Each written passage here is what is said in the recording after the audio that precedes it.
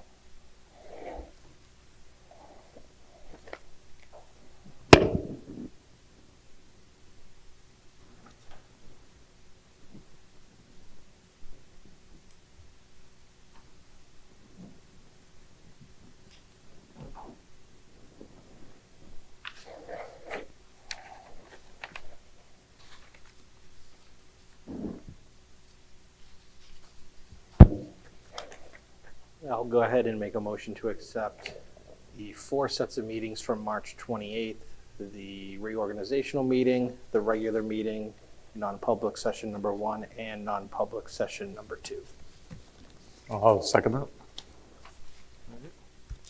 Any discussion, board members? All right, all approved? All right, thank you. Thank you.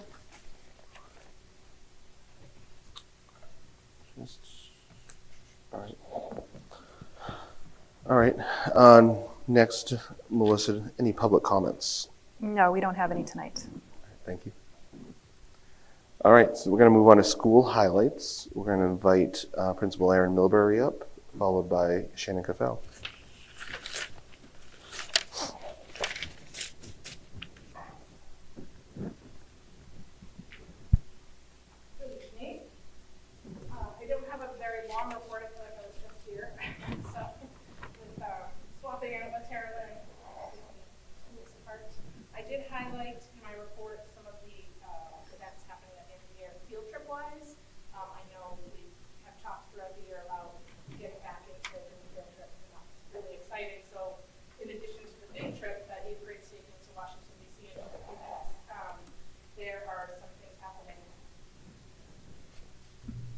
Perfect, thank you. Yes, at every grade level. There's another Night Under the Stars happening on Monday. That's back by popular demand. At the last one, people were really enjoying it and asked if there could be another one. So Lori Lynn Griffin was able to get the Astrological Society to come back and do a Night Under the Stars for 7th grade. Having said that, I'm sure anybody could attend if they wanted to. Grade 8, like I said, is going to DC, and then we'll be working on some other end of the year celebrations for them. It's coming really fast. Hard to believe we're in quarter 4 already. 7th grade is going to something called Take Flight. I believe 7th graders have gone there in the past. It's, ropes courses and challenges and a lot of cooperative activities. So they're excited for that. I've heard great things about it. They'll be going on 2 different days, 2 classes at a time. 6th grade's going to Boston to do the Freedom Trail in June, and 5th grade will be going to the Seacoast Science Center also in June. One of the things that's pretty neat about that trip is that at Central School, the same day, I believe it's 1st grade, planned their trip. And so we're going to try to coordinate some 5th grade and 1st grade 5th graders going down and talking to the 1st graders kind of about some of the stuff that they've learned and some of the things they'll see at the Science Center. So I'm excited to see how that can play out. So nice way to capitalize on the fact that they both happen to pick a field trip at the same place on the same day. And then we will be having our carnival days in June. For those of you like me who didn't know what carnival was, it's like a field day. So Allison Rubin plans those, and they're a lot of fun. We are in the middle of transition planning. We've been working for quite a while with 8th graders going to Pinkerton. There's lots of meetings happening at Pinkerton. Pinkerton's come here. There's been course selection, parent nights there. So I feel like the 8th grade has had some good chances to take a look at Pinkerton, nervous but excited, and that's gone well. And also we are in the thick of planning dates for our 4th graders to come up here and do the transition to middle school, which is another huge transition. So we go down there and talk to them down there. They come up here and visit. We'll do a parent night. Our teachers will have some transition meeting time. So really wanting to make sure that they have a smooth transition. And lastly, I just wanted to talk a little bit about our scheduling committee and where we're at. At the beginning of the year, I certainly had my eyes set on a new and improved, awesome schedule. And if anyone's ever tried to do scheduling in a middle school in particular, they know that it's a really large feat to be able to plug in all the things that middle schoolers need and the things that we have here. You know, our students have 2 UAs a day, which is pretty awesome.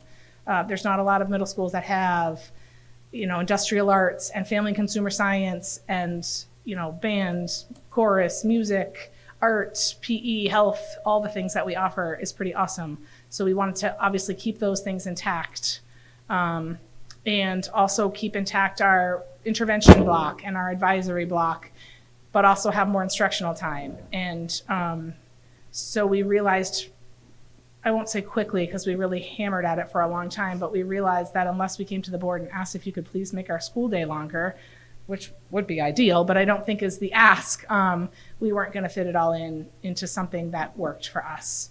We got it to a place where we were at 60-minute blocks, and I was really excited for it, but we have one grade level that has 100 kids in it, and to put 100 kids, it would require only 4 class blocks. Those would be large classes. It's actually over 100. They're at about 106. So that wasn't a place we felt comfortable asking the board to approve classes of 27, because that's not been the way that we've done it here. So we put the pause on the schedule. You know, the committee has worked hard. It's made up of representation from all the grade levels. There's unified arts representation, school counseling, special education, everybody that came to the table and kind of laid out, here are all the things we want. We looked at multiple different schedules. You know, we looked at a block schedule, which is like an A day, B day, where you have ideally 80, 85-minute classes, but you have half your classes each day. We looked at the schedule, like I just mentioned, where we were able to get longer class blocks, but only 4 class periods, and just couldn't make it work at a point that I felt comfortable coming and saying, yes, this is a schedule that's going to work. So what we decided to do was put the brakes on, tweak our current schedule a little bit, and really spend some more time. You know, I recognize that the committee has spent a lot of hours looking at this, but I think they also want a product that's going to make sense for our kids. I also recognize that in this building, we've had a lot of schedules over the past many years, and I don't want a schedule that isn't going to stick for a while, because I want our staff to have some consistency, and students too. But the one little tweak that I do think is going to be beneficial is going back to a language arts model where we don't have a separate writing class, and really embedding the writing standards into the other classes, which our teachers have done before and are prepared to do: social studies, science, even math, picking up some of those writing standards in what they teach, and really providing them some time over the summer or at the end of the school year to work on who's going to cover what standards, because we want to make sure that we don't want to see the writing scores go down. But I do believe that we can embed the writing within our curriculum. And then every day giving each kid a double block of one subject so that over the course of the week, they're getting more instruction in math, science, social studies, and language arts. That does look a little bit different in 8th grade because they have Spanish. And in our 6th grade cohort, that is going to be its current 5th grade. That will be in 6th grade next year. That large cohort will have a fifth block. So we'll have a chance to see whether that extra instruction is really helping and teachers feel like they have some more time that they are looking for, and continue to work at it and see if we can come up with a schedule that works. So, just wanted to report out as to where we were at. I'm disappointed that we couldn't come up with it, but I feel comfortable saying that, it's okay to pause and really try to work at something that's going to make sense and not just try to put something together quickly and make a Band-Aid to a problem, if you will. So I don't know if anybody has questions about that. That was a lot. Is there a target date to, is it the end of the school year that you'd like to see that happen, or is it just kind of fluid at this point? I would be looking for something to happen over the next school year. Yeah, I want to spend some time looking at where we're at and how that's working. I'm going to be curious to see how that works with the double block of every class subject. But again, we still get to the point where in 8th grade they have full year Spanish, and I know a lot of students and families really want their kids to have that Spanish in 8th grade. So we would still have that in the mix. But I know there's other options, but I also know that all middle schools struggle with the same issue of trying to create a perfect schedule. It's tricky. When you're combining writing and, like what you're talking about doing going forward, which is great, because I agree, pretty much every subject, you do have some sort of writing in there. How are you going to measure that it's actually effective the way, changing it this way, instead of having a dedicated writing class? So they'll still be grading on the writing standards, and we'll be looking closely at what that looks like, how students are doing on those grades. And we'll also be, there's writing portions to the testing, there's writing to the SAS, so we'll get some of that feedback to see where they're at. We're going to need to keep an eye on it because I don't want it to just quietly go away and we forgot about writing. And it's one of those things where the same thing happens. We recognize that there's deficits in math, so we focus all our time on math, and then language arts. That happens in every district too. So it's a balancing act.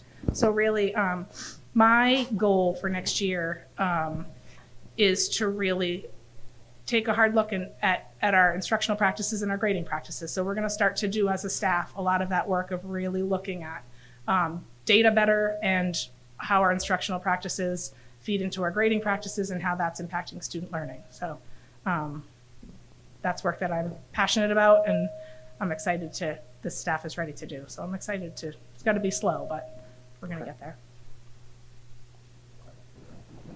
I have no other questions about the task force, but previous topic there. DC trip, I know a lot of people are excited for it, right? I know, unfortunately, some students aren't able to go for whatever reason.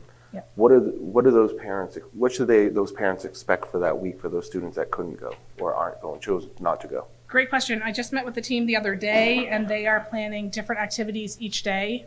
They're not solid on what those are, so I don't want to share out specifically, but mini field trips, hands-on learning projects that can happen here, but happen, like the math teacher has some great ideas of some learning. They'll be doing learning, but it'll be outside and a day-long kind of project that she's super excited about. So each of the teachers will probably take a day to do some kind of project, mini field trip, learning opportunity that's fun.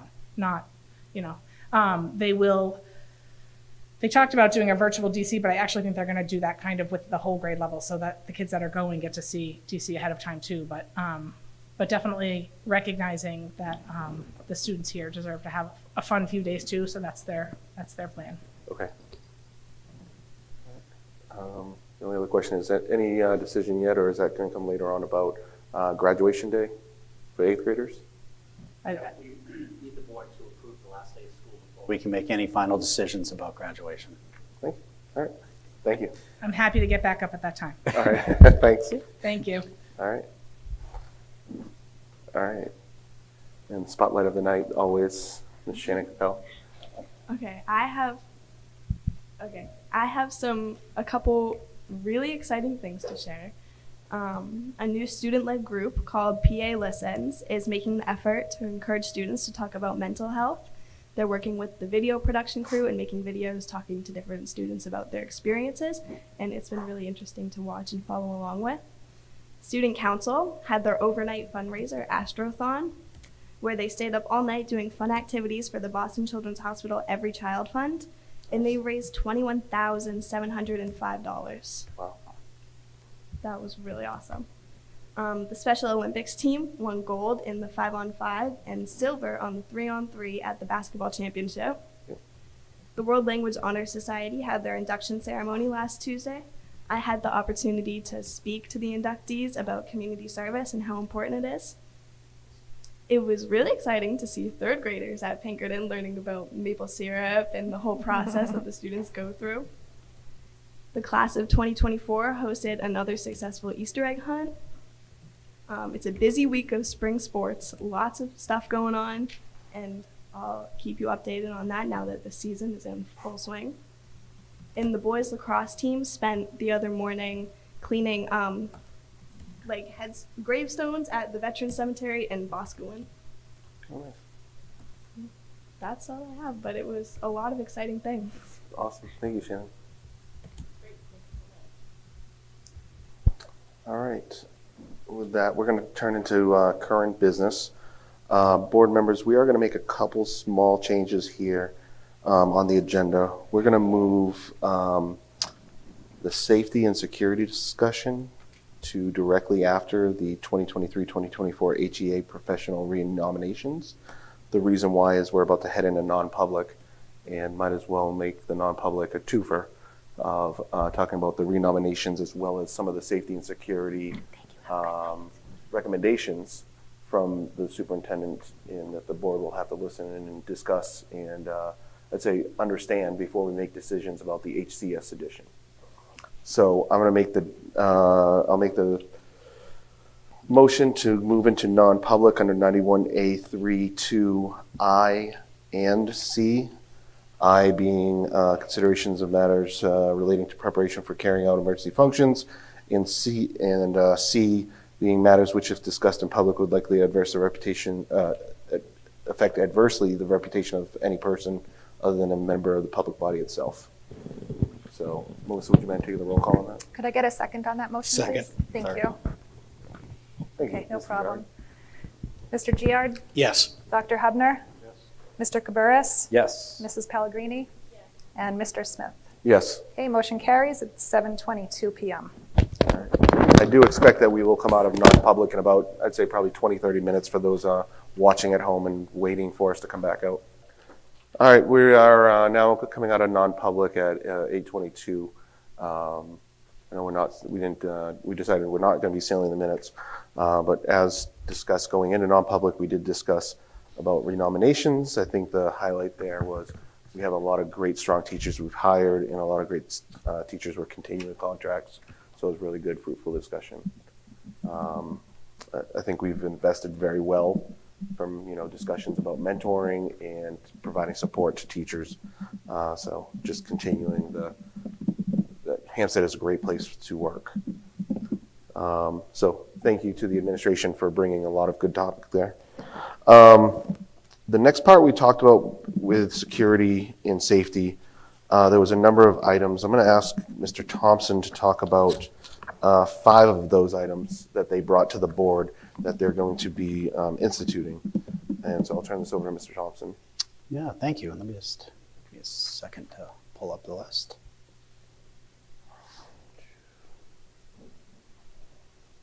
And I'll start by saying these aren't the only ones, but these are the ones we felt speaking about in public were made the most sense to make parents and the community aware of how we're highlighting the importance of safety and security. So. Yeah, so at the March 28th school board meeting, we went into a non-public where we discussed our safety and security measures. The board had tasked us with looking at some additional safety enhancements Based upon that meeting, we reviewed the Homeland Security audit that was done for the central school and for the middle school in March of 2022. Most of the recommendations that were listed in those reports had already been taken care of. There were a few punch list items that we were able to take care of. We also looked at the governor's commission on school safety preparedness from 2019. There was a series of recommendations in that report. So we reviewed those 3 documents as the basis for a list of enhancements that we've brought to the board. I'm going to highlight a few that we can talk about publicly. There obviously are some items on that list that can't be talked about publicly. One is really a focus on continued professional development, specifically around our emergency management response system. We use a system called ALICE. And our goal with that is to train all Hsd School District employees, so 100% compliance. Right now, ALICE, in order to be an ALICE certified school, you need 80%. That was our original target. And now we're going to adjust that target so that all Hsd School District employees are trained in ALICE. In addition, we will have our school resource officer, who is an ALICE certified trainer, attends the May 9th meeting, in which we'll have members of our Hempstead School Board trained in ALICE as well. We also are exploring a partnership with the Department of Homeland Security to implement what we call a behavior intervention team. And that really looks more, is a proactive response to looking at students that may pose a potential threat or may have social emotional needs that we may need to address to prevent acts of school violence. We also discussed our district safety committee. So again, each building has a school safety committee. And then those groups feed into a district safety committee. So we're looking to increase the frequency at which that committee meets and also increase participation by other stakeholders in that, on that committee. And then again, parents may have noticed that in our school newsletters and district newsletters this week, there was some information about school safety. We're going to continue to improve our communication with the community when appropriate around school safety and emergency management. So again, we're always looking at safety. It's something that we continually do, but we felt it was important to bring some new items to the board for their review. All right. Thank you, Ms. Thompson. As discussed, there was a few things that we didn't bring out to the public right now. As you can imagine, security concerns about, acknowledging or talking about some of the secret recipe of keeping our students safe and our administration and teachers. But another one that's a big one that we discussed was reconfiguring the main entryway. This is something that we are going to move forward with. There's a number of options that the administration presented, 3 options to be exact. We're going to move forward with looking at 2 of these, and the administration is going to work on getting some prices and discuss with our fire department, police department, et cetera, to see which way is the more palpable, the better way to go. So we're going to start moving on that, and we'd be expecting a feedback of next steps at the next board meeting in a month, at the May 9th meeting. A couple of highlights. I want to echo a couple of things that were talked about in non-public. First, what Ms. Pellegrini said, which was really appreciate everything that the administration did in a really short amount of time, including, I know we're not going to say exactly all the configurations, but what they're proposing is that main entrance that we can do as a short term until we have a new main entrance. Putting all this together, pros, cons, talk about pricing, talk about some contractors coming in, and just a lot of work that's been done over the last few weeks, as well as everything that, Mr. Thompson was just talking about and things he didn't talk about. So there was quite a bit we talked about. That's why we're in non-public a little bit longer. I also want to say appreciation to the board. There was some discussion and even some disagreement about direction of next steps. But we as a board are, I'd say have a really good dialogue between each other and hearing each other. So that's why we're going to go forward with 2 options and understanding pros and cons. And we'll weigh that out for a number of reasons that won't divulge right now. But so kudos to the board for openly discussing what we should say in public as well as what are the next steps. So I would say everything that we're, I'd say, being kind of vague about, we will be looking to institute that as soon as possible, but most likely for parents and community, the reconfiguration would start in the new school year in September. So I'd say I look forward to what we hear on May 9th, but board members, by all means, any additional input to this? I did want to add just something we had talked about. The behavioral intervention team, that part of this whole safety thing, I think is super important because that is, based on the emotional part of the student and taking care of them from when they're here in our school into adulthood. So I think that, putting the steps in place so that when they leave here, they're feeling like a whole person and not, hopefully not getting into these situations that we see happening. So I appreciate every piece of what you guys have worked on here. Anyone else? Good? All right. And this is the reason why we switched the agenda to talk about safety and security first, because we've talked that it makes sense to have that as our priority. Then we can talk about addition plans for the what we're planning on for the coming year. So board members, in your packet, when we talk about the addition, we're talking about classrooms. And per the direction at the last board meeting, we tasked the administration and to look and to start beginning to price out what 2 classrooms or 4 classrooms or 6 classrooms pricing is. So you have that in your packet, but I'd like to turn this over to Mr. Dowd and Mr. Thompson to discuss what we've got so far. So what we've looked at is the standalone 4 classroom addition after the 60s wing as one element of it, and what we'll call the infill cove classrooms, which are it would be between the space in the 40s wing to the beginning of where the 60s wing is. There's a shed there now, and it would fit in nicely. That option does restrict light in the classrooms in the 40s wing, but there can be some adjustments made for that. So looking at just the 2 cove classrooms alone is 1.8 million, and that includes some work. We've worked to the library. It would include some reconfiguration of the 40s wing classrooms if they don't have windows. So we don't want a classroom without windows, and so it may require making a bigger space, perhaps into a library space or something. I'm not sure, but we had some plans to make that space more workable. So the second option for 3.425 million is just for the standalone 4 classroom 2-story addition in the back of the 60s wing, which is what we had as part of the project proposed this year. Next at 3.725 million are the 2 infill cove classrooms, along with a single-story 2 classrooms addition off the 60s wing, just as an option. That's 3.725 million. And last is the 2 infill cove classrooms, as well as the 4 classroom 2-story addition in the back of the 60s wing, which was 5.1 million.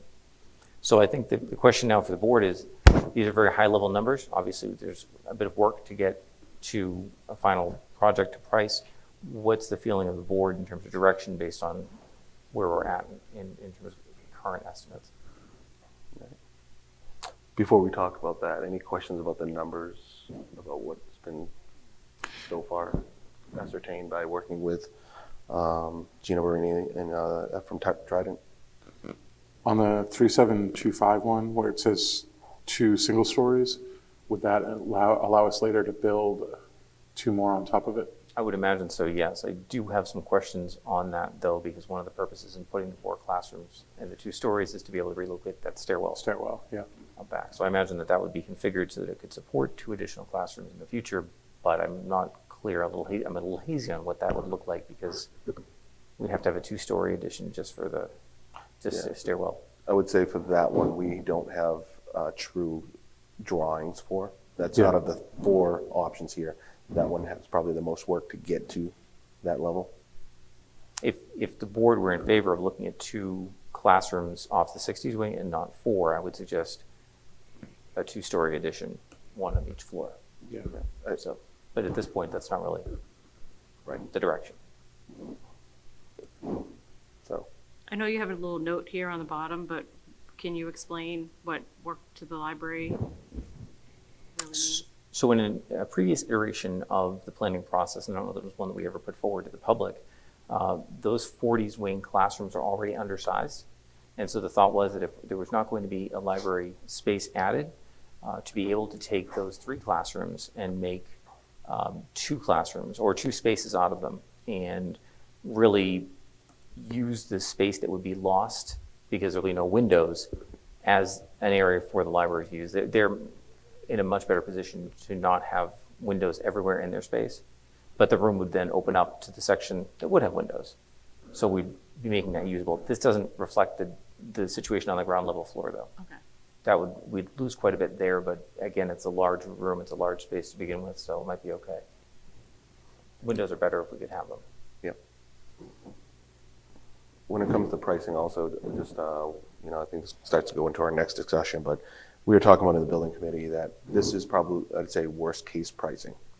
Meaning we haven't dove into, looking at the exact specs, like with the 2 Cove classrooms was included, can we take things away? Like, we just haven't got to that detail yet. Like, are there bathrooms that they assumed we wanted? Well, we'll take those out. We don't need bathrooms in those classrooms. Stuff like that. There's still work to be done to look at the pricing and negotiate and, look to bring things down. So this is not what the pricing would be in March of next year or what we move forward with in budgeting, et cetera. This is just the starting point.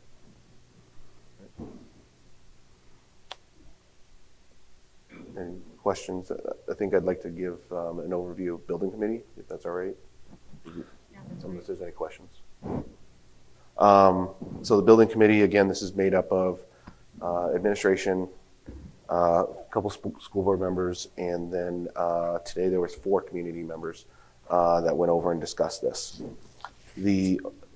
Certainly can go into a lot of detail about the discussion went on for a good hour, but long story short, that their recommendation is we definitely go after the 4 classroom 2 addition there, and potentially, depending on pricing, negotiating pricing, and once we understand more about like how much we're going to get into capital reserve for this year, how much we want to add to the budget next year, how much do we want to go after capital reserve next year, potentially going after the other 2 also, or make that as part of like the roadmap of you save in a couple of years and you get another 2 classrooms.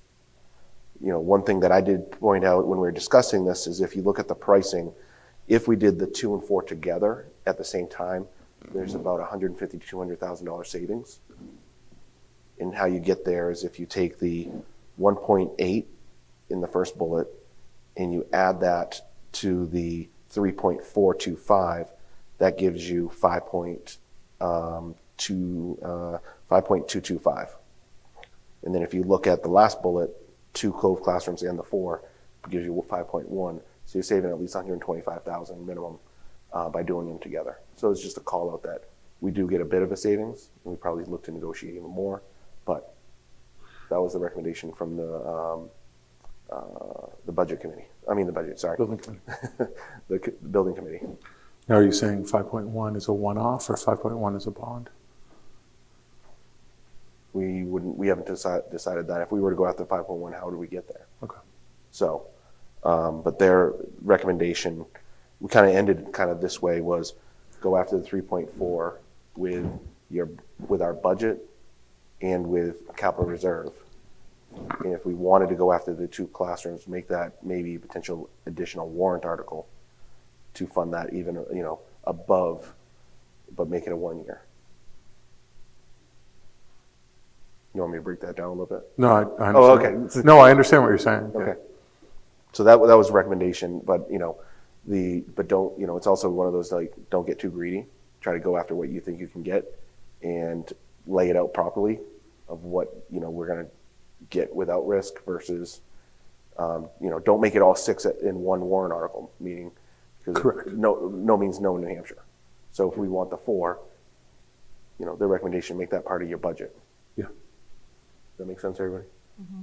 So. Yeah, that no matter what, at the end of this year, we're building something. Correct. Yeah. Yeah. Because if the sentiment was, The 4 is a layup, essentially, right? If we do this properly, we'll be breaking ground next summer for 4 classrooms. That's what their sentiment was. So, open to discussion now, I guess, or questions about that. So right now, what do we have in capital reserve? 720 range, 720,000. And then we may get back up to 1 million. They're gonna make sure we get another million in there. Okay. We're not going to make sure. We're So going we're to. up, so up to, at the end of this year, we'll have up to 1.7 million. Okay. So then we have to, quote unquote, for the 4 classrooms, we got to come up with 1.725 more based on this number. To reach the 3,425. Correct. And if we think about what we are asking for capital reserve this year, and we do it again next year, again, this is all ifs right now. This is what the discussion is. It's way too early to know how much we're going to have. That could be in capital reserve for the end of next year. But we need to come up with, between our operating budget and additional capital reserve, we need to come up with 1.75 million or 1.725.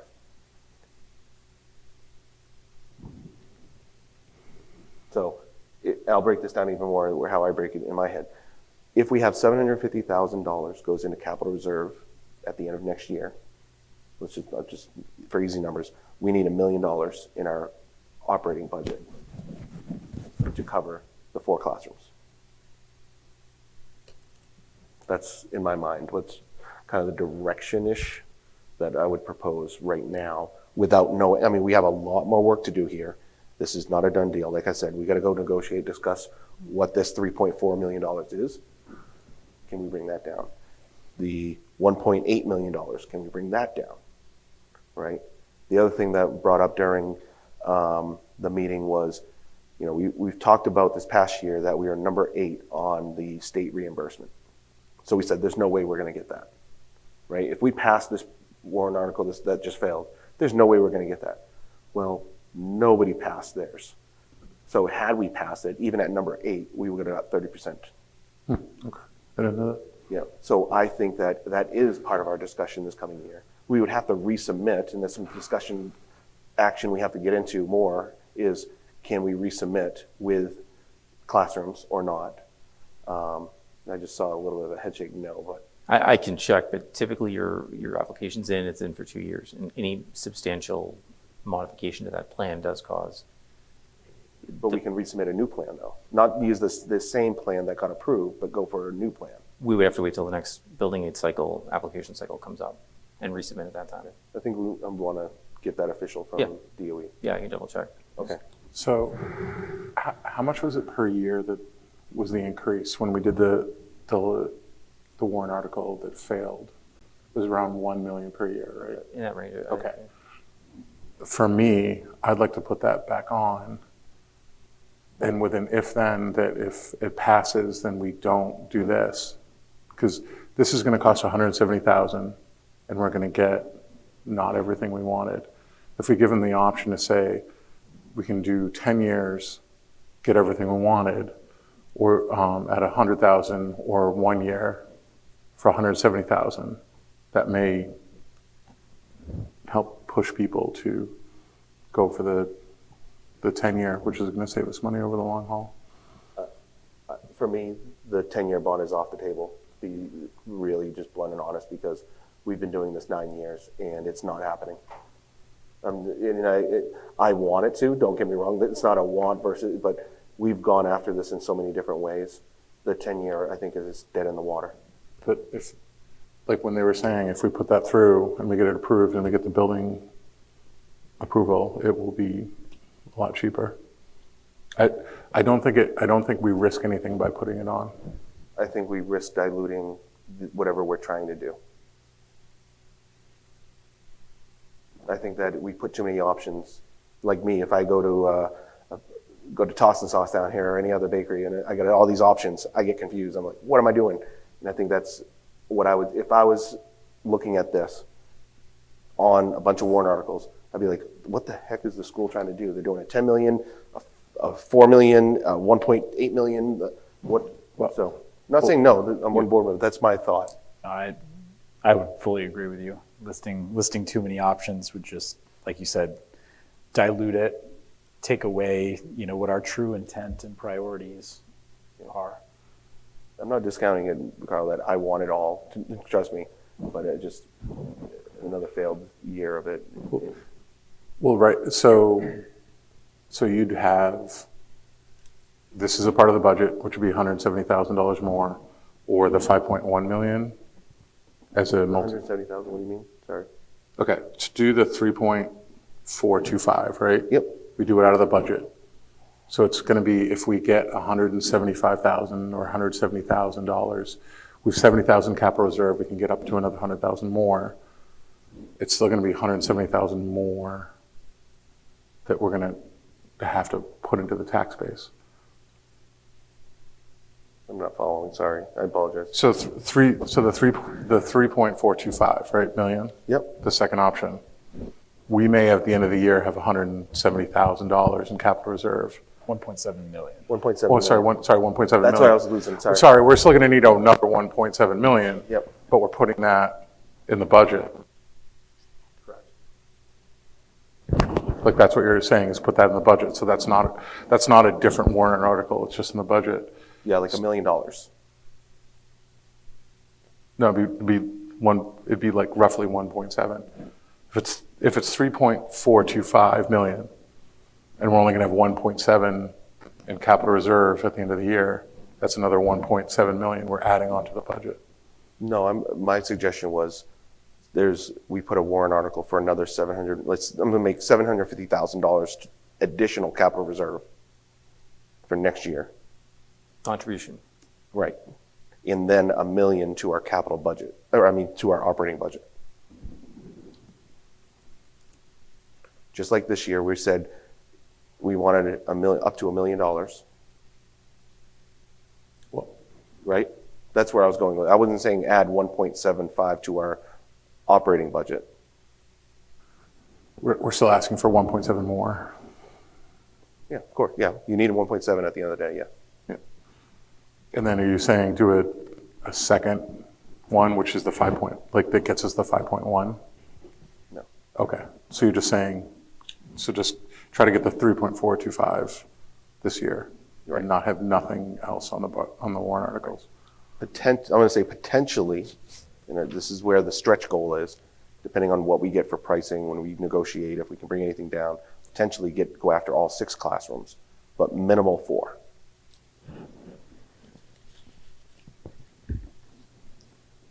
And the only reason why is because we are talking about a short-term solution for the main entrance.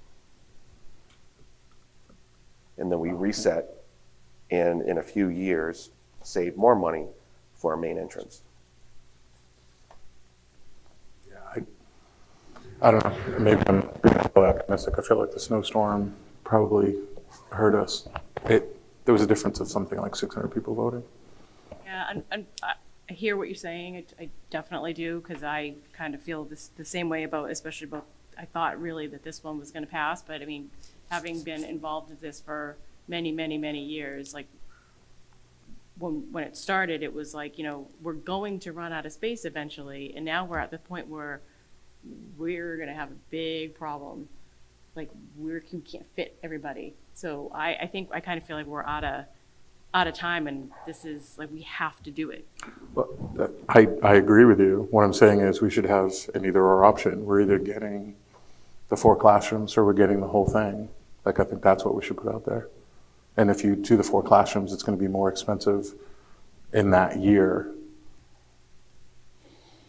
than taking the bond over the 10 years. But you don't think that's a risk to even put out there to ask for the whole thing? I think we're going to get 50% no matter what. And that's all we need to get.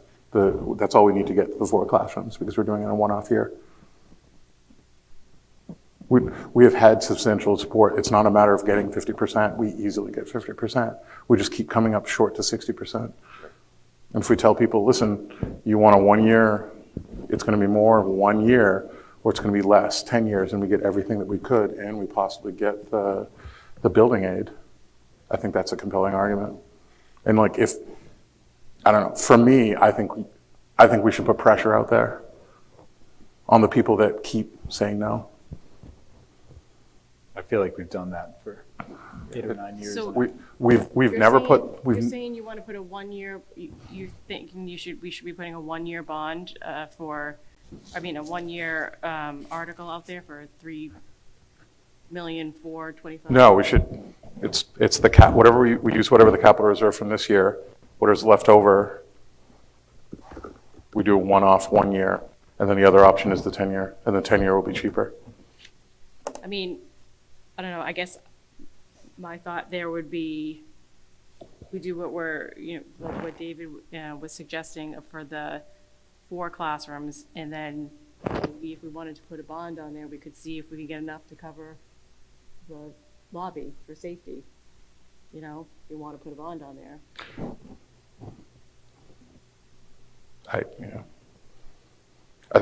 I think, especially if we can get building aid, we might as well give the either or and say like, this will save you money if you go to 10 years. You might as well just do that now because it's going to cost you more in the short run if you don't. Yeah. It just hasn't worked for so many years, and I Right. just feel like we're out of time. Well, and correct, but but we're going to get either or. We're either going to get 4 classrooms or we're going to get the whole thing. And we don't have to decide on it now, but I really believe in this, like to the point, no, like seriously, like I'm a single person. I have a really expensive house that I'm trying to hold on to. I'm willing that if we don't make this, that my property taxes are going to be like $13,000 next year. I'll take it. Like I don't, like, and I think most of the people in town will take it. And we got to convince 100 people We'll take over. what? We'll take the taxes going up that high? Yeah, and a one-off year.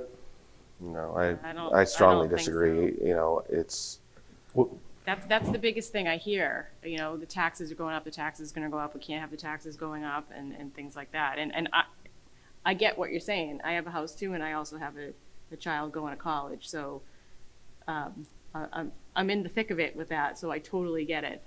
But I just think that, so my suggestion is, one, do we agree that directionally we should continue to discuss the cost of a 4 and then a 2 classroom with Trident and BPS? yes. That's all we need tonight.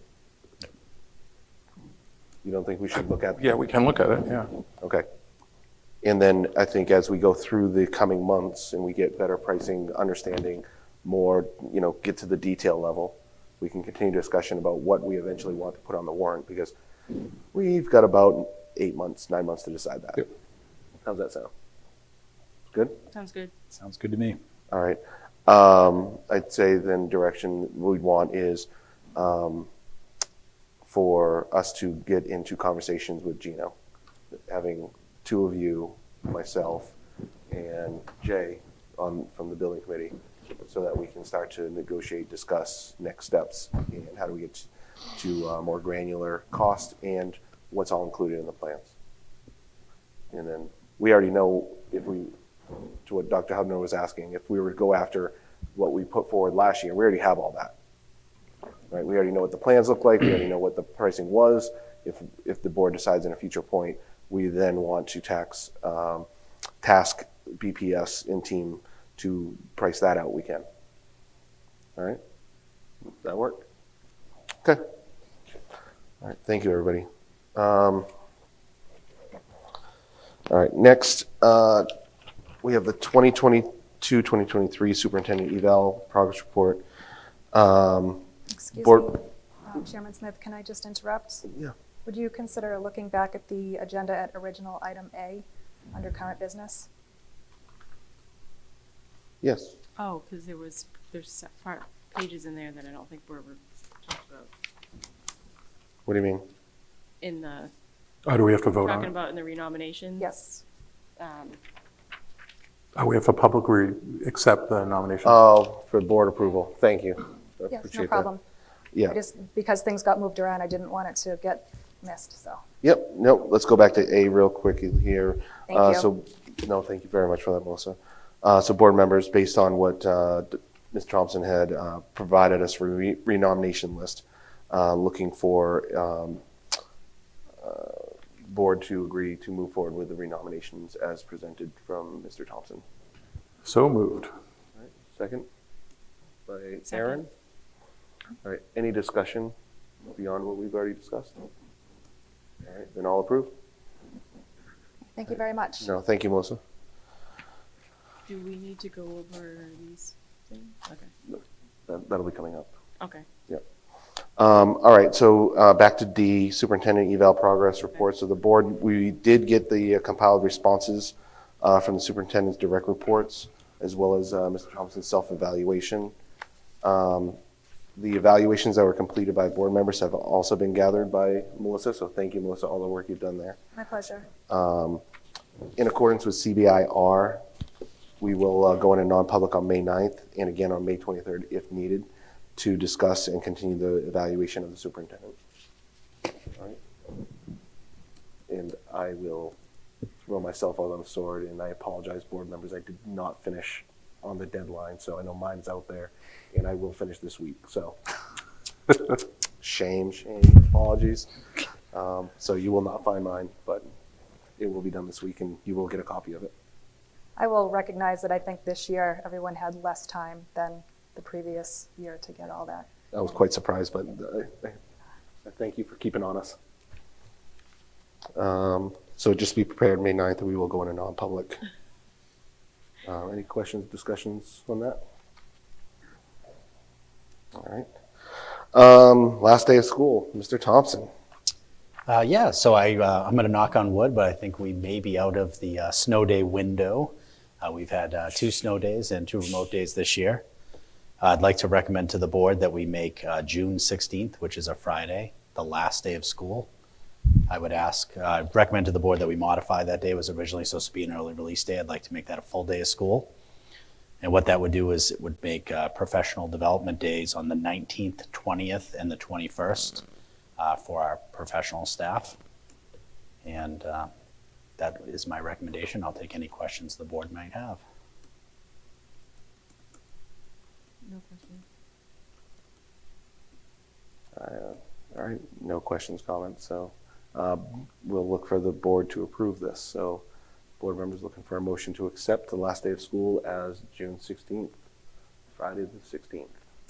So moved. I'll second that. Okay. Any discussion? All approved? Thank you. Thank you. I would ask Chairman Smith, do you have any questions for Mrs. Milbury? Why, Mrs. Milbury? First, my question is, with saying that date, would we then have a date that the 4th graders would be moving up for the middle school? Would we have that yet? We have tentative dates on that. I'm not sure those have been confirmed. Okay. But yeah, they're prior to that week. I think they're a little bit earlier, but that's in the works. So we're pretty close on that. Good. Graduation. Oh, yes, that one. With June 16th being the last day of school now, typically graduation happens the night before the last day of school. However, that is the night that the parent group has planned for the 8th grade semi-formal dance. So I am proposing that we do graduation Friday the 16th on the last day of school.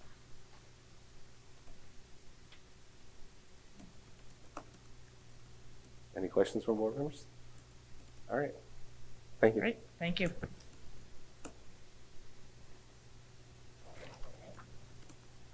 All right. Next up is the discussion around the 2023 Summer Learning Academy from Ms. Tomaselli.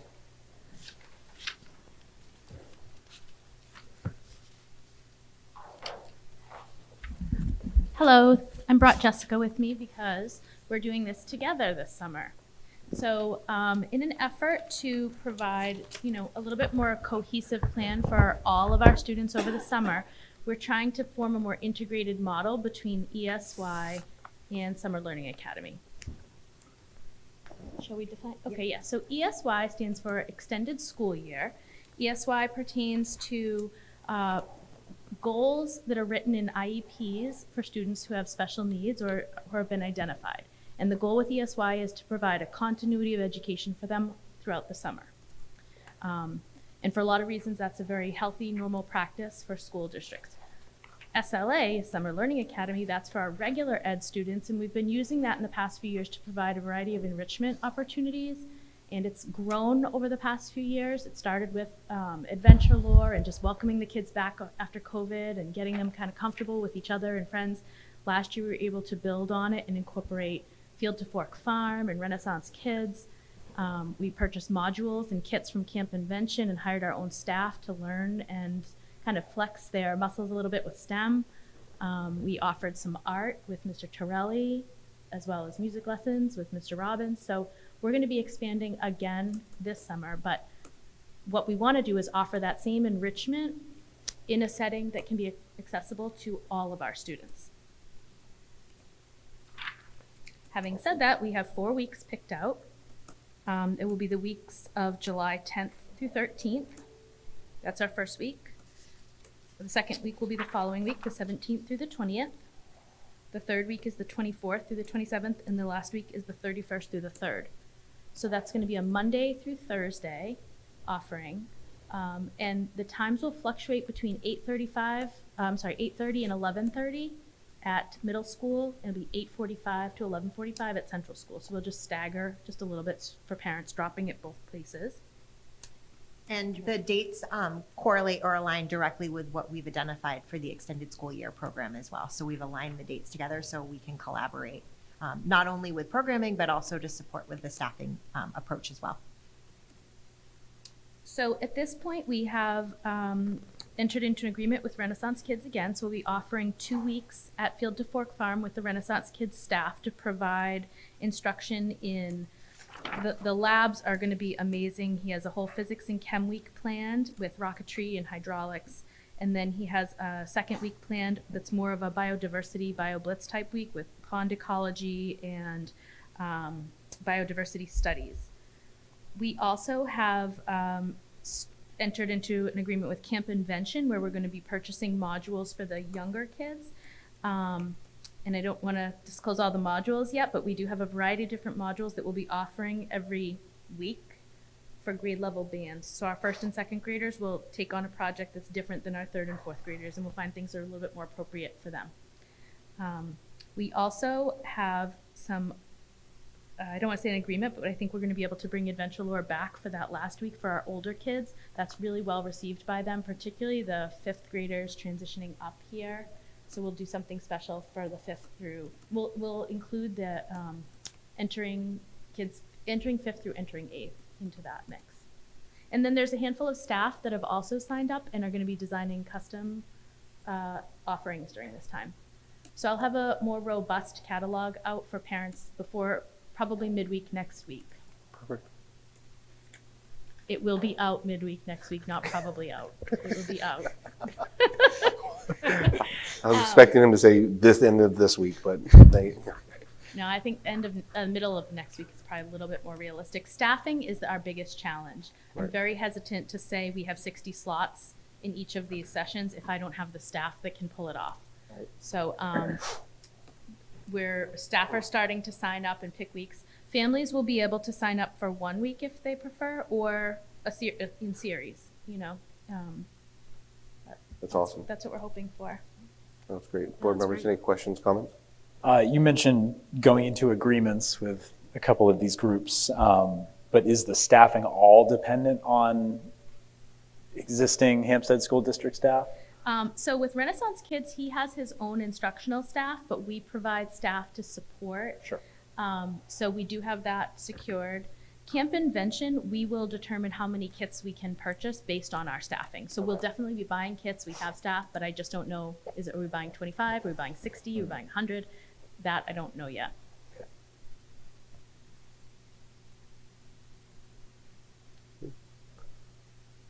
All right. This is awesome. Great, yeah. Always look forward to this. This is. There's some other cool ones too that I didn't mention, but the staff are getting really creative with this. They're taking a lot of liberty with their ideas, and it's kind of fun that we can do it that way. That's great. Awesome. Thank you. It's great, thank you. Thank you.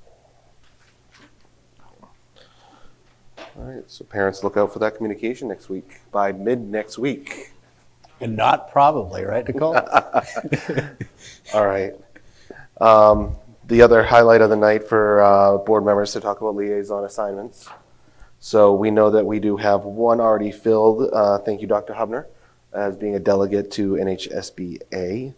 Board members, I'm going to throw it out there. Just, is there anything that you automatically want to throw out that you want your name on?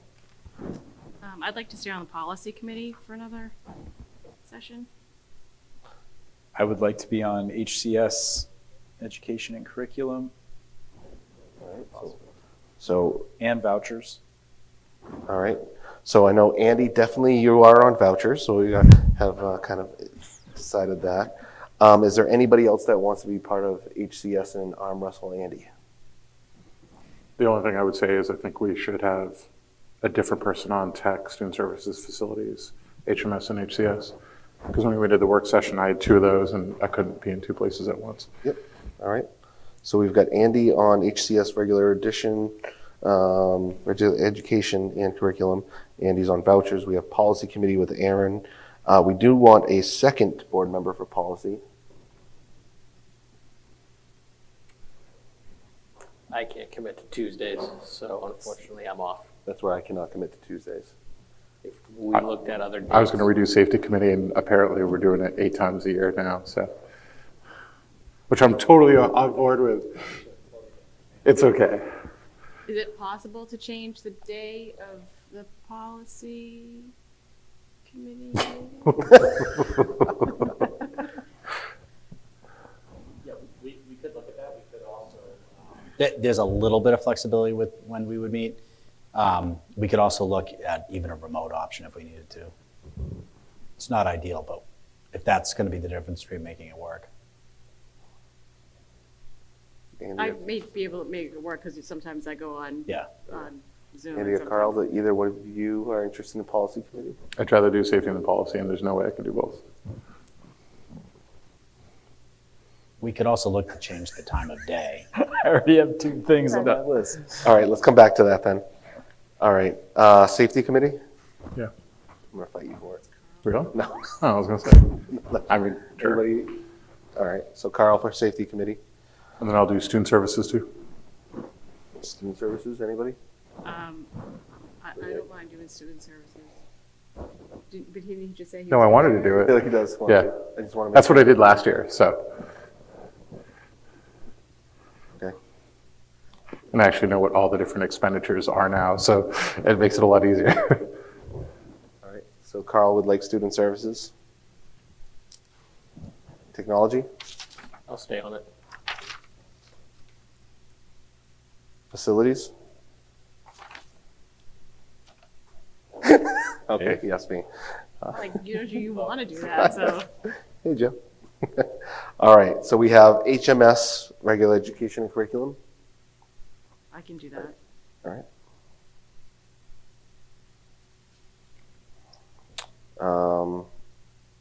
Communication committee. We've said, We got to look at what that looks like. I think this is, I mean, my opinion is this is more liaison to anything town related than just communication committee. So maybe a name change there. Yeah, I think this is more community relations. Do you want that instead of facilities?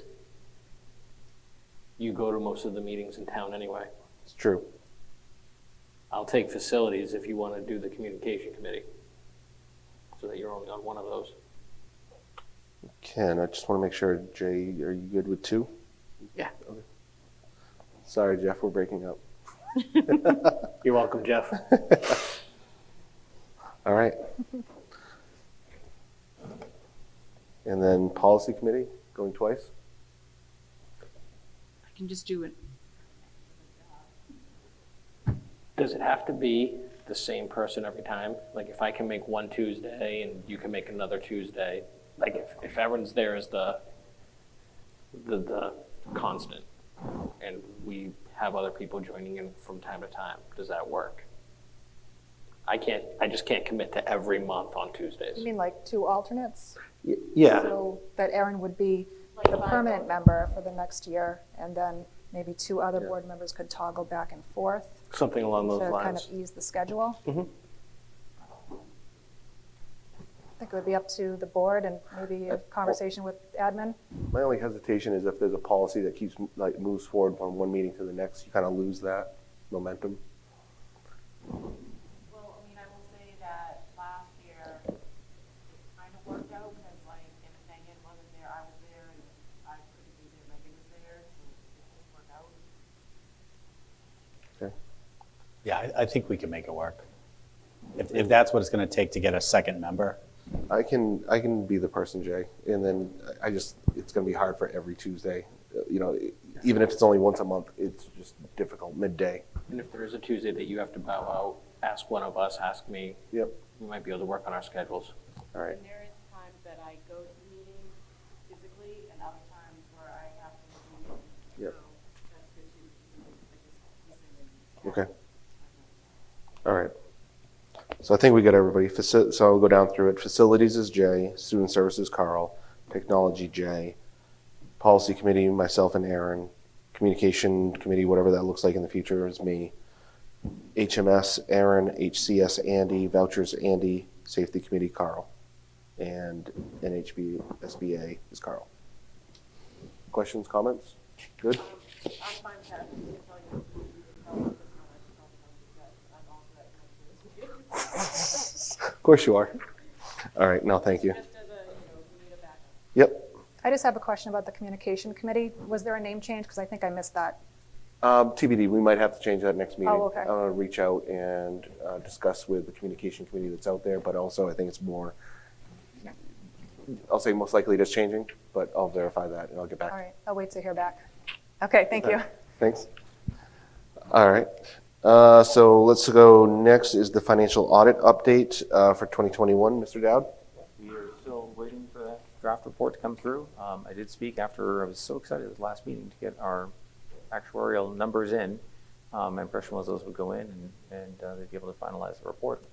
So I have not had a chance to chase them, I'm doing a couple other safety related matters, but Okay. I still think we're in line for April. All right. Correct me if I'm wrong, from the meeting we had, we said we would see that in March, correct? The 2021, Right. yeah, we are waiting on the audit firm That at we this would point. say we would get an email drafted Yep. to them and copy myself and at the time Jay, but it'd be Aaron now as the vice, to validate that we're waiting on something from them. My impression was April. No, finalized in April. But this is now, we're not going to get finalized in April because now we don't have another board meeting. Okay. So I would like to see an email to them to say, here's what we understand is we're waiting on, and I want their confirmation because now we're behind. And that was the agreement, was we wanted to finish this in April. So then we're moving on to 2022 by the end of school year. Okay. So, does that make sense, Mr. Thompson? Yep, I can reach out to them. Okay.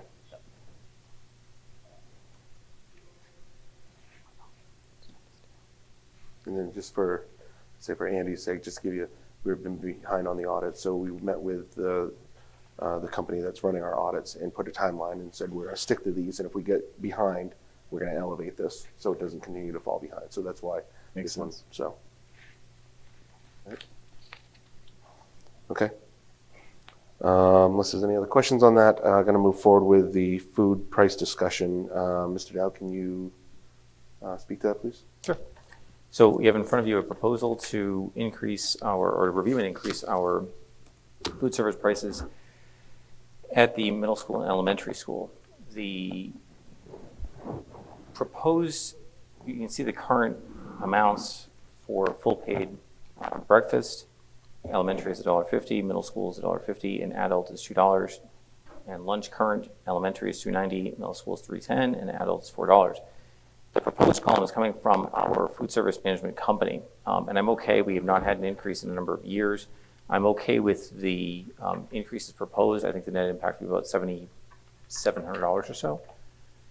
And that can be the difference for us between getting very close to break even and not getting to break even. We've been very fortunate. We've had some supply chain assistance grants come in over the past this year and last year. which has been a very helpful offset for our revenue. But as we get away from those and being able to apply those to revenue, talking about next year, I think that it would be fair to adjust our prices. However, on the breakfast, I don't know if we need to go from $1.50 to $2. If you wanted to do $1.50 to $1.75, maybe bridge the gap a bit, that'd be fine. So let me know what your thoughts are, any questions that you may have. You can see that the increases are to go to $2 for breakfast at both schools, to go to $2.50 for adult breakfasts, and to go to $3 for lunch at the elementary and $3.25 at the middle school. Adult price of $4 remains the same. And we are required periodically to review our prices and make adjustments. Typically, we could have made an adjustment last year to go up a bit, but I'm fine with the proposal this year. Next year, we may have to look at them again, but I'd rather maybe do that in 2 steps. You can see as well how we compare to our surrounding districts, Timberlane, Chester, Sanborn, and Salem. As a general proposition, we're in the middle. I would say we're on the low end, I'd say, for breakfast, but for lunch, we're about in the middle. So I don't know if the board has any questions, thoughts?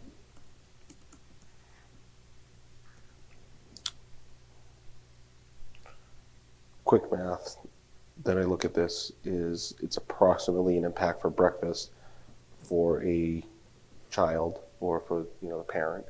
It's $80 a year increase. If you go 50 cents per day, $2.50 a week, $10 a month, 8 months-ish, just round numbers. So it's about $80 is the impact. And then for lunch, the impact is about $24 a year. So lunch, by chance, just out of curiosity, and I don't know if we have these numbers, but on average, how many students are getting breakfast? Not a lot. We have sold through February 2,380 total meals, of which 1,390, almost 1,400 of those were full paid. I'll contrast that with lunch, and we've sold a total of 41,000 student meals to date through February. So realistically, the breakfast end of it is not a huge amount of participation. Okay. And really, we want the free and reduced students, qualifying students, to be participating in breakfast anyway. So, but I am not necessarily proposing the $2. That's our food service management company. Because we don't have the volume, if it goes from $1.50 to $1.75, that's fine. We want to look at it again next year to go from $1.75 to $2. So I just want to make sure that I heard that right. For breakfast, we've served a total of 380 breakfasts. No, we've served 2,380. 2,380 breakfasts.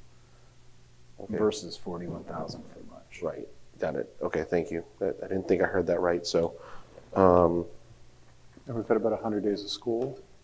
This is through February. Okay. I would lean toward making it $1.75 if it's not going to be a huge impact on the district financially, and where we're not seeing a ton of participation in the breakfast program. Just a smaller increase makes sense to me, and then if we want to revisit it next year, we can. Fair.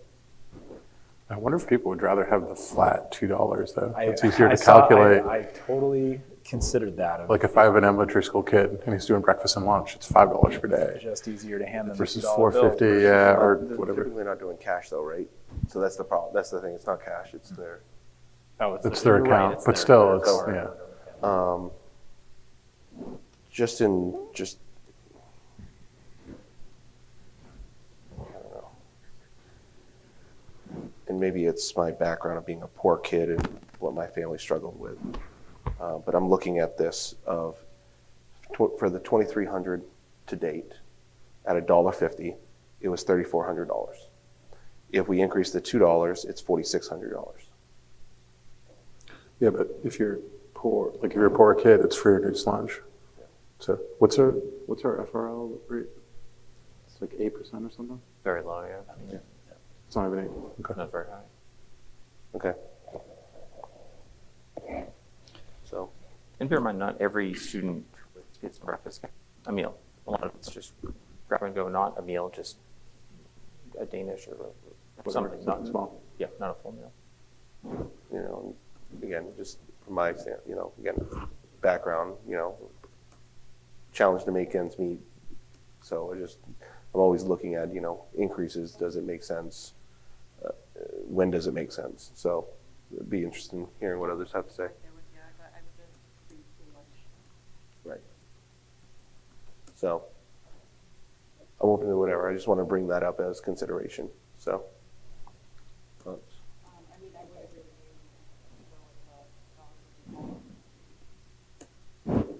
I'm good with that.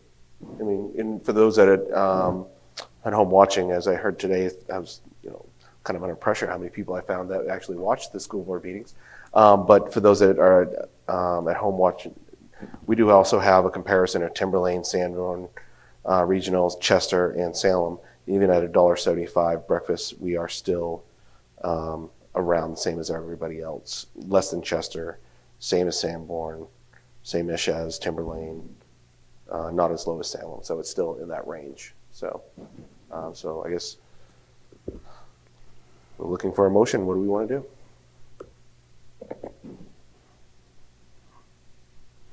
I will motion to go to 175 for breakfast for elementary, middle school, and $2.50 for adults.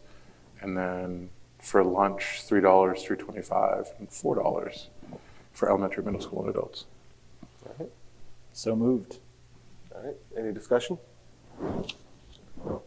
All approved? All right. Thank you, board. Good discussion. All right. Next, Mr. Thompson, we've got a donation from the Hsd Mothers Club.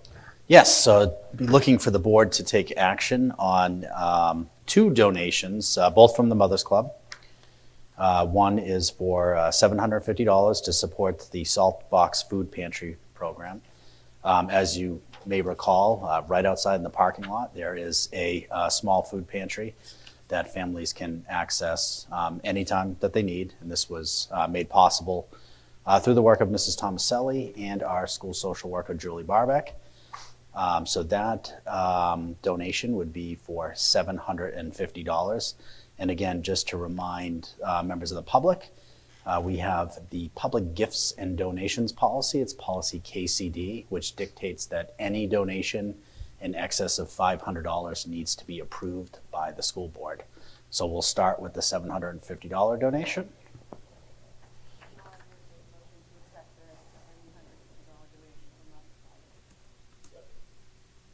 All right. Discussion? All approved? Thank you. And the second donation is also from the Mothers Club, and this is a $3,300 donation that would support our scholarship fund for students who are not able to afford the Washington, D.C. tuition. It's for $3,300. That's awesome. I would make a motion to accept the $3,300 and thank them for Is your motion that somebody thanks them? Or? Okay. All right. No, I think it's amazing. Mothers Club always does a really great job in this town, and we really appreciate this gift and donation from them. Any discussion? So I did as you asked, and all approved? All right. Nice job. Thank you very much. All right, board members, for the last one on our agenda until we turn it over for board comments is on policy's second reading.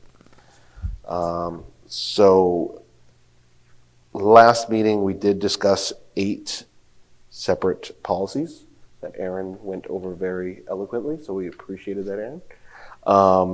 Board members, I know some board members had taken these home to read, and if there's any questions as we go through these, I would like to suggest that I'll read right through them really quickly and see if there's any comments or discussion, and then vote at the end, unless we think we want to vote one at a time. All right. They don't need to be voted on one at a time. All right. So first policy was DID, fixed assets inventory. We had thorough discussion last time, so unless there's any discussion here right now, I'm going to move on. JLCJA around sports injuries, and this was required by law. This is a policy we did not have on the books before. Questions on this one? Comments? All right. Number 3, JLCJ, concussions and head injuries. Again, this was adopted in law, revisions to this. Moving on. Number 4, EBCA, emergency plans. This is around Homeland Security, response plans, etc. Questions, comments? All right. Number 5, EBCB, emergency egress and relocation drill. So I did have a question on this one. So part of this is that we run at least one armed assailant drill, which may be discussion-based. Are we,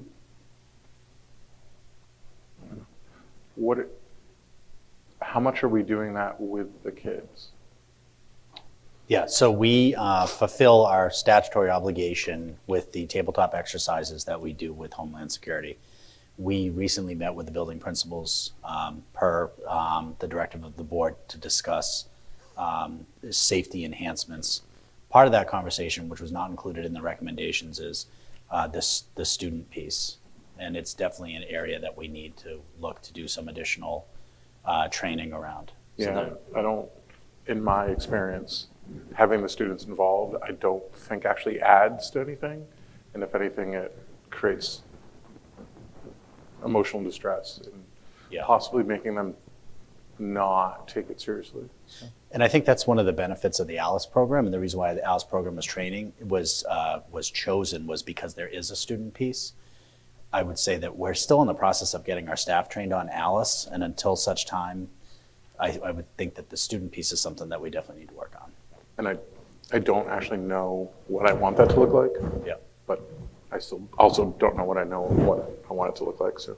And I think the key to that is really making sure that you're looking at the developmentally appropriate teaching of what you talk to a kindergartner about in terms of emergency response is very different than you might with an 8th grader. Absolutely. So that makes not me feel easy better. discussions. Yes, that definitely makes me feel better. Thank you, Dr. All right. BEC, non-public minutes. No, straightforward. DGA, authorized signatures. Lastly, EHAC, otherwise known as EHAC, electronic and digital records and signatures. How appropriate. Any questions on that one? All right. No questions. Looking for a motion to accept the 8 policies first. So moved. Second by me. Okay. Discussions? All right. All approved? Thank you. Thank you, board members. Oh, thank you, Melissa, for being very good on these. All right. Board comments, correspondence. Far left, Mr. Giard. Ms. Pellegrini? I just have that I was contacted today by one of the engineering teachers of the CP program at Pinkerton, and he wanted me to put out there, which I sent to Bob, to the middle school, that the Pinkerton has some summer camps going on. One of them is Protect IQ Battle Plot IQ. But they're all up on the Pinkerton Academy website under academics and departments. So I think that'll be shared out. So I can put it Yeah, and it's our intention, I spoke with Mrs. Milbury to send that out to families. really great opportunity for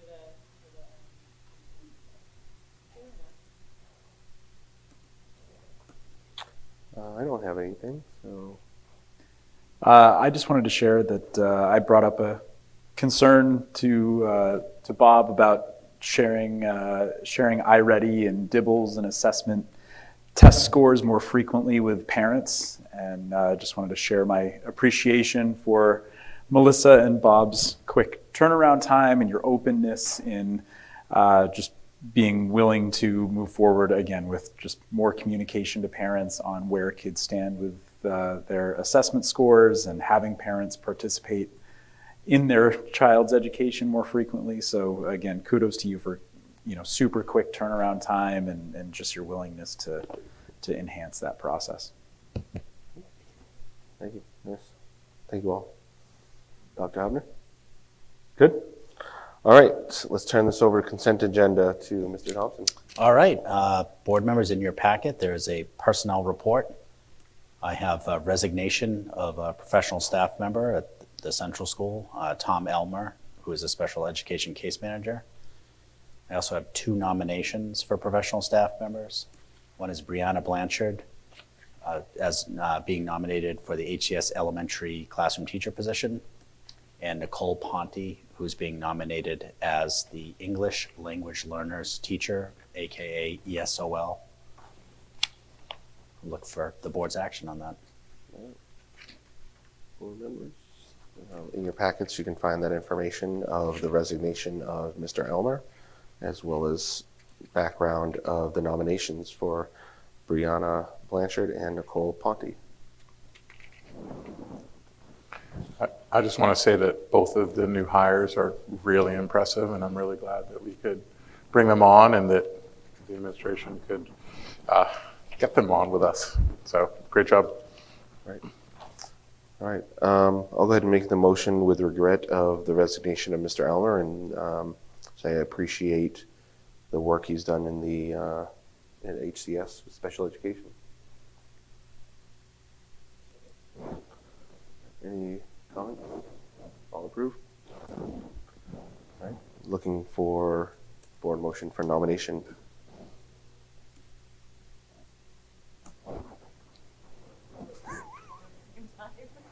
Yep. Again.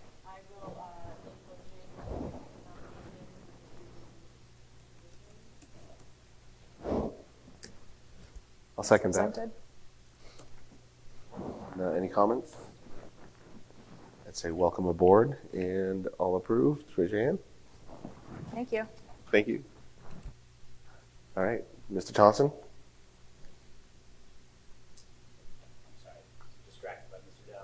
I can see. All right. Okay. Nice looking tie, so I can understand that. Superintendent report, I'm going to ask our Director of Student Services, Jess Parsons, to come give an update on some enhancements we're looking to make with preschool.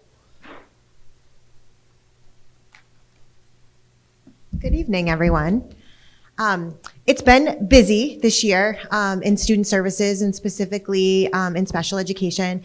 And we have had an influx of referrals for our preschool program.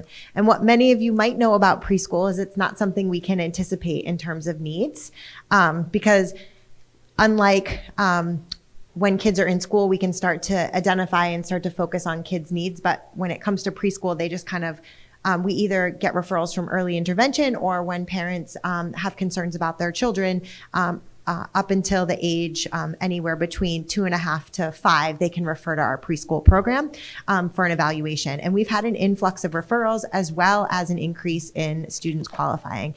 So given that need, we are going to increase. Right now, we have 1 full-time preschool teacher and we have a 0.8 preschool teacher.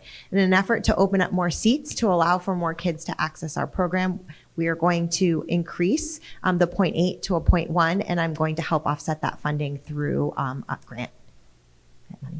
Any questions about that? Okay.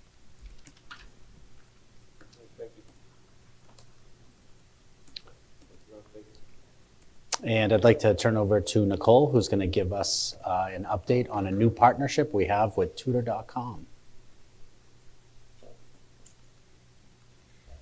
So we have a new partnership with Tutor.com. This is an online service geared for students in grades 6 through 12. So we will be targeting our parents and families in grades 6 through 8. An email will be coming out from Mrs. Milbury on Thursday with more details for families and how to log in. But this is a service that's been utilized by several other districts in the state. It's an agreement that the New Hampshire Department of Ed has made, and after a lot of deliberation and kind of vetting, I'll say, with the data governance as well as the background checks of their tutors, we finally feel comfortable with the arrangement. So they have a variety of topics. It can be utilized for support for children that are struggling with any subject area. It can be utilized for advancement if they're taking SATs or some other foreign language that they want to learn better. So it can be used a little bit in the enrichment side, and it can also be used to submit draft essays and get live feedback from, teachers. All of the teachers they hire as tutors are credentialed and licensed. So it's been really well received by other districts, and we're excited to move forward with it. Board members? Question? I just want to say I used it when I was in college working on my doctoral program. It's a really good service, and literally there's no limit to the amount of feedback you can get. You can just keep turning papers in over and over again, and they'll allow you to work with the same tutors if you want. It's a really good program. It's great. And one other thing that might be noteworthy to parents is that most of the tutoring is done via a secure interface that's a lot like a chat. It doesn't even have to incorporate video, and a full transcript is available to parents of that chat. And as well on our side, we can see a dashboard of usage and patterns. That's awesome. Great to know. Thank you. And I appreciate the multiple conversations that the district has had with the Department of Education, including the staff attorney at the DOE. Originally, the district had some concerns in regards to the background checks, and we've been able to work through those barriers and are finally able to arrive in a place that we feel comfortable in terms of the safety of our students using this service. So. All right, at this time, I'm going to ask Mr. Dion to come up and give an update on our new website and the newest member to his department. Our website committee has been reviewing the website templates that we received. We reviewed 7 templates and consolidated them down to a single template. User training for the editor will start tomorrow within the tech department. Migration of the website data has already started. We have been designing an iOS and Android apps for deployment, and we are looking to go live with this new website on May 15th. And if I could have Teddy Brown come out, he is our new technology assistant. He is currently being trained right now on the recording of our school board.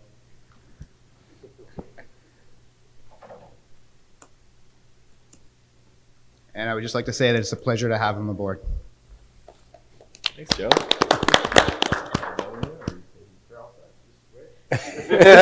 Smile and wave, Teddy. Thank you, Teddy. Congrats. Yeah. Did you guys have any questions for me? No, look forward to the new website. Me too. Thank you. And I think I was very excited at the opportunity to meet with Teddy after looking at his resume, his extensive experience in social media. And as we know, it's one of the goals that we have. Oftentimes it's just difficult to get around to, right? And Teddy will be assisting us with our implementation of Instagram, which is a goal that we've identified in the strategic plan. So we'll be trending by the end of the we school will be year. trending by the end of the school year. So just a couple of other real quick items. So Wednesday, April 5th, we conducted a tabletop exercise with the Department of Safety and Homeland Security. The Department of Safety actually reached out to us and invited Hsd Academy. We have a longstanding relationship with Homeland Security. They thought it would be helpful for Hsd Academy to come and observe some of our process. And so a tabletop exercise is basically a simulated emergency situation that is done at the table. It's sort of talked out. This one focused most specifically on reunification. So the last one that we did with the central school focused around an active shooter situation. And this one was, how do we reunify students with their families after an emergency? Point by point, piece by piece, looking at things like transportation, communication, unified command with police, fire in the school. And the information that we gathered from the tabletop exercise will be put into a report. And I will bring some of the findings to the board in a future non-public. On April 5th, the third graders went to Pinkerton Academy to see the Magic School Bus. And then also on March 29th, we had students from Pinkerton Academy Science Honor Society visit fourth grade classrooms at HCS to teach students about cells. So again, we're really looking, I know you've heard us say this a lot, looking for as many opportunities and entry points for our students to go to Pinkerton and for Pinkerton students to come here and teach some of our students. So, you should continue to look for more of those opportunities to be brought forward to our students. And with that said, I'll open it up to any comments or questions that board members might have. No, for me, it's just echoing what Aaron had said, which was just thank you to the administration for all that you've done to talk about security, including working with Homeland Security, talking to our police department chief and beyond. So thank you for that. Just echoing that more and more. You're welcome. All right, board members, questions? All right, move on to other old business. I don't believe we have anything, and we've already done our non-public. We do not anticipate any other. So we'll adjourn here just a little bit later than we expected, but at 9:38. That's right, 9:38 p.m. All right, thank you all very much. Thank you.